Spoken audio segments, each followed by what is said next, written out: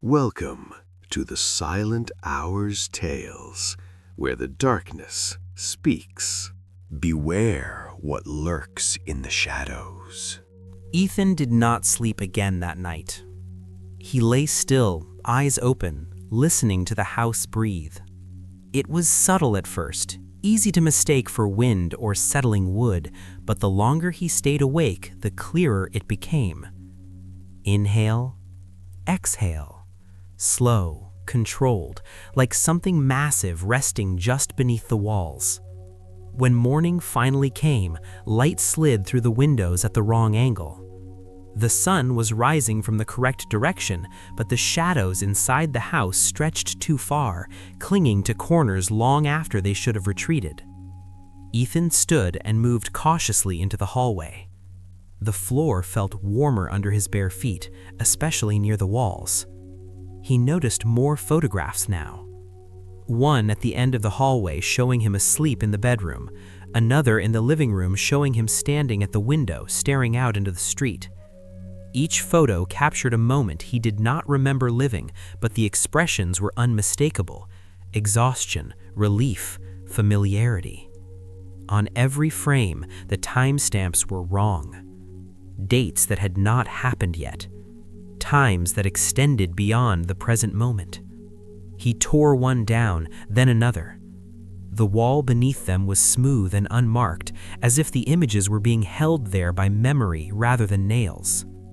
In the bathroom, he finally saw himself clearly, or rather, he didn't. The mirrorless wall where the sink should have reflected him felt deliberate now, like the house was protecting itself from something. Or protecting him. As he washed his face, the water ran warmer than it should have, pulsing faintly in rhythm with the breathing he could still hear.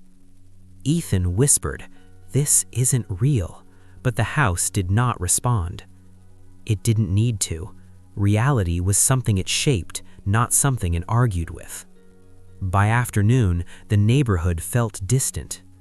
When Ethan stepped onto the porch, the air changed instantly. Heavy, resistant, like pushing against a memory that didn't want to be disturbed. He made it 2 steps down before a wave of nausea forced him back inside. The door closed behind him on its own, not slamming, just settling into place with a soft, satisfied click. That was when Ethan understood something was wrong with time. The clock in the kitchen said 3:17 p.m. It stayed that way for hours. His phone showed the same time, battery draining unnaturally fast, as if struggling to maintain the illusion. Hunger came and went without warning. He ate without tasting, drank without feeling relief. The house adjusted constantly, temperature, light, sound, keeping him suspended in a perfect, unsettling equilibrium. That evening, he found a room he was sure had not existed before. A narrow door at the end of the hallway, flush with the wall, handle worn smooth with use. The moment he touched it, a flood of sensation rushed through him. Not images, feelings, relief, rest, finality. He pulled his hand back, heart racing. From behind the door came a sound like movement underwater. Slow, careful, the same patience he had felt since arriving. "Not yet," a voice murmured from inside. Not spoken aloud, pressed directly into his thoughts. Ethan staggered back, his head throbbed as fragments of memory began surfacing. Standing in this house before, older, thinner, calmer. Signing papers with a shaking hand, telling someone on the phone that it was almost ready. He fell to his knees, gripping his head as the realization clawed its way forward. He hadn't found this house. He'd returned to it. The accident, the reason he left the city. It hadn't been an escape. It had been a reset, a chance to forget long enough to come back willingly. The breathing deepened, stronger now, resonating through the walls, through his bones. The photographs reappeared behind him without sound. The hallway shortened, gently guiding him back towards the center of the house. Ethan stood slowly, tears forming without emotion attached to them. "What are you?" he whispered. The house answered the only way it ever did, by making space. The walls shifted inward, not to crush him, but to hold him exactly where he belonged. From somewhere deep within the structure, that familiar voice returned, calm and reassuring. "You promised you'd stay this time." And as the house settled fully around him, Ethan realized with a cold, sinking certainty that it had already. Ethan did not resist when the house finished settling around him. Resistance required believing there was still an outside that mattered. The walls no longer felt like barriers, but like boundaries carefully calculated to keep something balanced. The breathing slowed, deepened, sinking with his own until he couldn't tell where his lungs ended and the house began. Memories continued leaking back in fragments, never all at once, never enough to overwhelm him completely. He saw himself months earlier, standing in this same hallway, older than he felt now, eyes hollow but resolved. He remembered measuring walls, reinforcing beams, widening passages that had not needed widening. He remembered learning how to listen. That had been the hardest part. The house did not speak in words. It communicated in pressure, in resistance, in subtle adjustments that guided hands and decisions without explanation. Ethan moved through the rooms as if retracing steps worn into the floor by previous versions of himself. The kitchen counter bore faint scratches and patterns too deliberate to be accidental. The bedroom closet contained clothes that fit him perfectly, but were not his style anymore, remnants of a self he had shed and then carefully stored away. In the basement, the air was thicker, heavier, vibrating with restrained force. The stairs descended farther than they should have, each step slightly deeper than the last, pulling him downward, not with gravity, but with familiarity. At the bottom was the core space, the part of the house that never appeared in listings or blueprints. The walls there were not wood or stone, but something smoother, denser, almost organic in how it curved inward. Ethan placed his palm against it and felt the house respond immediately, a subtle easing of tension, like a muscle relaxing under a practiced touch. This was where it had started. Not the house itself, but the need for it. He remembered the city before the collapses were explained away. Sinkholes filled overnight. Buildings condemned without warning. Entire blocks evacuated for structural concerns no one could fully define. He had been an engineer then, obsessed with load distribution, fascinated by anomalies and foundation failures that didn't align with material limits. He had dug where others refused. He had found the pressure beneath the ground, not alive in any human sense, but not inert either. A force that accumulated stress like tectonic plates did, except faster, more localized, responding directly to human construction. It didn't rise. It didn't attack. It waited. The house had been his answer. A regulator, a buffer, a living system designed to absorb excess strain before it cascaded outward into disaster. It required proximity, attention, a human anchor willing to synchronize with it long enough to translate its needs into adjustments above ground. That had been his role. That was still his role. The forgetting had been part of the system. The mind could not carry that kind of awareness indefinitely without fracturing. So the house let him rest. Let him believe he had arrived by accident. Let him choose again. Upstairs, the photographs shifted subtly as he remembered more.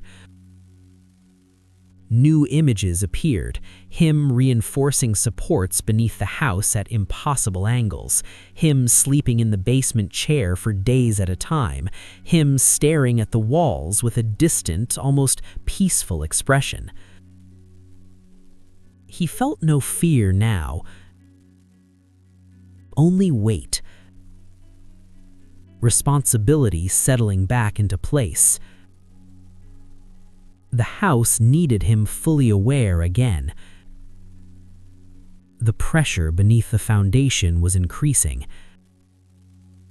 New construction nearby. Taller buildings, heavier materials, the city repeating its habits without understanding the consequences. Ethan climbed back to the main floor, each step feeling more solid than the last. The resistance near the door intensified as he approached it, the outside world pushing back against his attempt to leave. He placed his hand on the knob anyway. Pain flared briefly, sharp, corrective. Not punishment, feedback. He nodded once, accepting it. "I know," he said aloud. The house eased. That night, the breathing grew deeper, more strained. Ethan lay on the floor at the center of the living room, palms flat, listening. Through the structure, he felt stress traveling along foundations miles away, weight stacking too quickly, pressure exceeding safe margins. The house transmitted it all to him, not as panic, but as data. Ethan adjusted interior supports by instinct, shifting load pathways in ways that should not have been possible, redistributing strain through himself and the structure beneath it. Outside, a building downtown cracked instead of collapsing. A warning instead of a tragedy. Ethan exhaled slowly. This was the cycle. Awareness, adjustment, rest, forgetting, return. The house did not trap him. It relied on him. And as he drifted into a shallow, dreamless state, the last thought that surfaced clearly was not fear of being consumed, but the quiet understanding that as long as the city refused to slow down, someone would always have to stay behind to hold what it ignored. By the time the city noticed something was wrong, the house was already under strain it had not felt in decades. Ethan sensed it before any sirens sounded, before any news alert whispered concern into glowing screens. The pressure arrived like an ache behind the eyes, dull at first, then spreading, sinking deeper with every passing hour. It was not localized anymore. It was systemic. Entire districts were building upwards simultaneously, steel and concrete stacked in arrogant defiance of limits no one bothered to remember. The house responded instinctively, tightening pathways, reinforcing unseen channels beneath its foundation, drawing stress inward like a lung pulling smoke from a sealed room. Ethan stayed awake for days. Time slipped loose from its familiar shape. Morning light came and went without registering as meaningful change. He moved through the house constantly, touching walls, Floors, beams, every contact sending information back through him in waves of resistance and adjustment. The house was no longer just managing excess. It was approaching saturation. He found new spaces opening where none had existed before. Corridors unfolding subtly behind doors he did not remember installing. Rooms that felt older than the rest of the structure, their surfaces smoother, denser, as if shaped by pressure over centuries rather than construction. In one such room, the air was so heavy it bent sound inward. His footsteps seemed to disappear before reaching the walls. At its center, the floor dipped slightly, pulsing with a slow rhythm that matched his heart when he stood still. This was deeper than the basement, deeper than the original design. The house had been expanding downward on its own, learning, adapting, compensating, faster than Ethan could consciously guide it. That should have comforted him. Instead, it terrified him. Systems that learned without oversight eventually optimized past human relevance. He placed both hands against the floor and felt the truth press up through his bones. The pressure beneath the city was no longer evenly distributed. It was shifting, migrating toward weak points, testing boundaries. And something else had begun to happen alongside it, something the house had not warned him about. The forgetting was failing. Memories no longer faded cleanly, they overlapped. He remembered being younger and older at the same time, remembered installing supports that hadn't been built yet, remembered future stress patterns as if they were past events.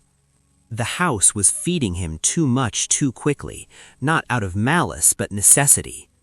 There was no one else calibrated to receive it. Outside, the neighborhood began to change.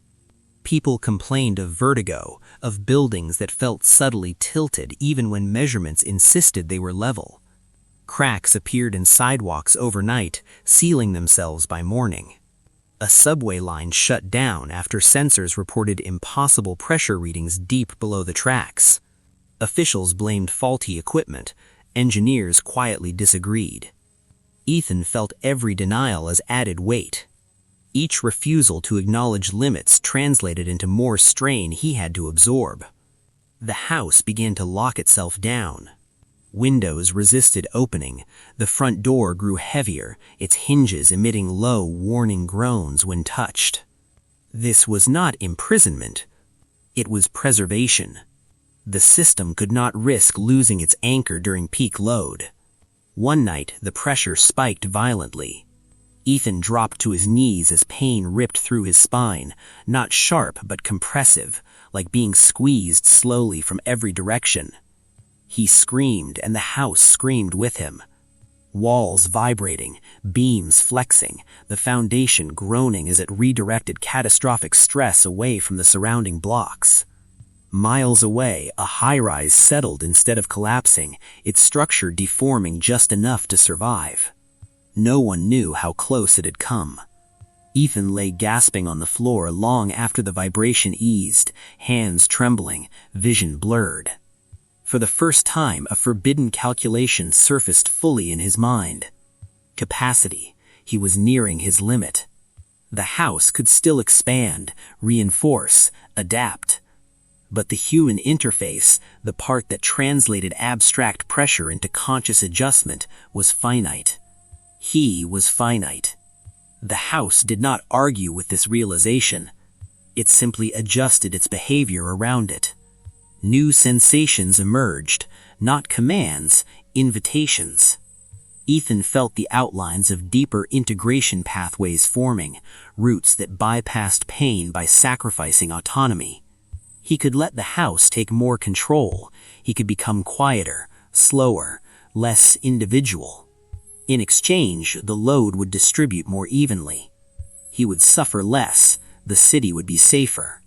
He resisted that option with everything he had left. Because he recognized it. That was how the previous anchors had disappeared. Not consumed, simplified, reduced into silent components. Ethan forced himself upright, staggering through the house as alarms sounded faintly outside. Emergency vehicles, evacuations beginning too late. He pressed his palms against the walls, grounding himself in sensation, in selfhood. "Not yet," he whispered. The house trembled in response, strained but compliant. It needed him awake. A building collapsed downtown shortly before dawn. Only partially, enough to injure, not enough to kill. A warning written in debris and broken glass. The city paused briefly. Construction halted, inspections ordered. The pressure eased slightly, like a clenched fist loosening by a fraction. Ethan felt the relief ripple through the house, through himself. But he also felt the truth settle cold and unavoidable beneath it all. This was temporary. The city would forget again. It always did. And next time, the load would be heavier. The house could adapt. The system beneath could endure. But Ethan would not last forever. The escalation was no longer about survival. It was about succession. And somewhere deep within the expanding structure, the house began quietly preparing for a future where he would no longer be able to choose how much of himself he was willing to give. By the time the city resumed building, the house had already accepted what Ethan was still trying to deny. There was no anger in it, no fear. Systems older than emotion did not panic when limits approached. They prepared. Ethan felt the shift the moment he woke one morning and could no longer tell how long he had been asleep. The house was quieter, not weaker, focused, efficient. Hallways no longer rearranged themselves randomly. Rooms stopped appearing. Everything that existed now had purpose. Load paths were reinforced, redundancies eliminated, excess removed, including, slowly, him. He could still move, still think, but the resistance he once felt when the house adjusted around him was fading. It no longer asked, it anticipated. He would reach for a wall and feel it firm beneath his palm before pressure arrived. He would sense a structural threat forming miles away, and the house would already be compensating by the time he focused on it. This should have felt like mastery. Instead, it felt like being left behind by something that had learned faster than its teacher. The city outside resumed its rhythm with disturbing ease. Cranes returned to the skyline. Foundations were poured deeper without explanation. Inspectors signed off on stress reports they did not fully understand, but trusted because nothing collapsed. People assumed the crisis had passed. That was how it always went. Stability bred amnesia. Ethan felt every new structure settle into the network like an added stone on his chest. The pain was less sharp now, more diffuse, spread across something larger than a human nervous system.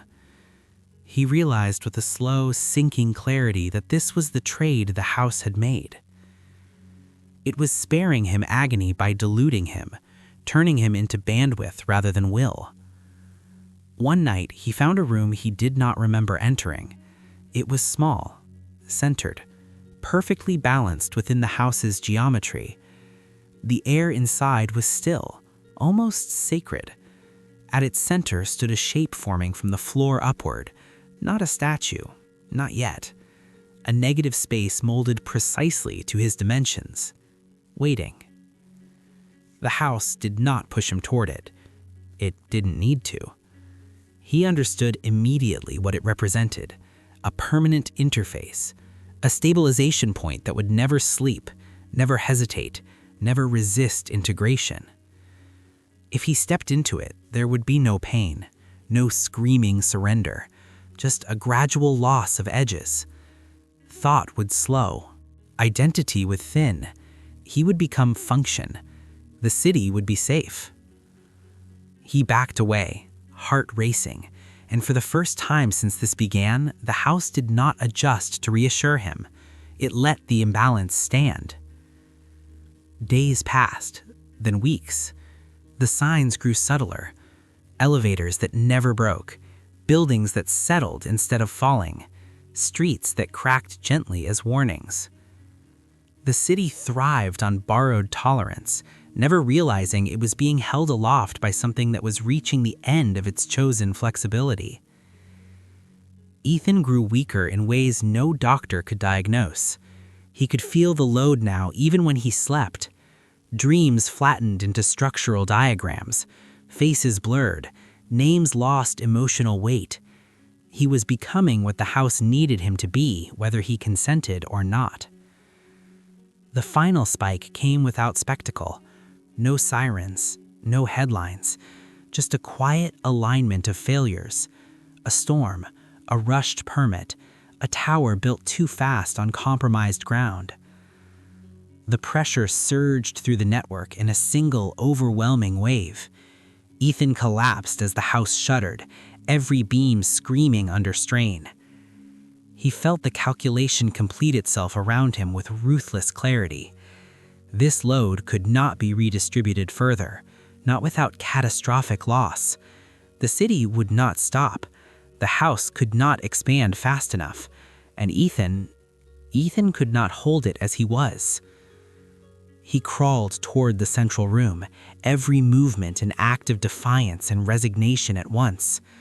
The shape awaited him, patient and exact.